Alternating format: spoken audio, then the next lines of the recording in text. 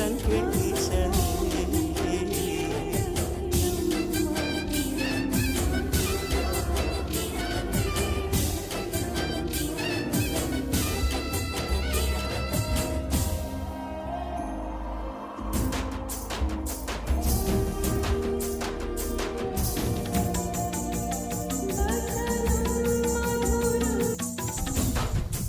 Friends, ಇಲ್ಲಿ ನೋಡಿ ನಾವು ಬಂದಿದ್ದೀವಿ ಅಂದಿಗುರಿ ಬೆಟ್ಟ ಅಂತ. ಬೆಂಗಳೂರಿಂದ ತುಂಬ ಕಷ್ಟಪಟ್ಟು ಹೊರಗಡೆಯಿಂದ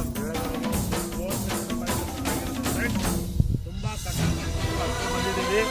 ಆದರೆ ಇಲ್ಲೆಲ್ಲ ನೋಡ್ತಾ ಇದ್ದಾರೆ ತುಂಬ ಬೆಟ್ಟ ಅಂತ ಎಲ್ಲ ಕಾಣ್ತಾ ಇದೆ. ಆದರೆ ನನ್ನ ಲೈಫಲ್ಲಿ ನಾನು ತುಂಬ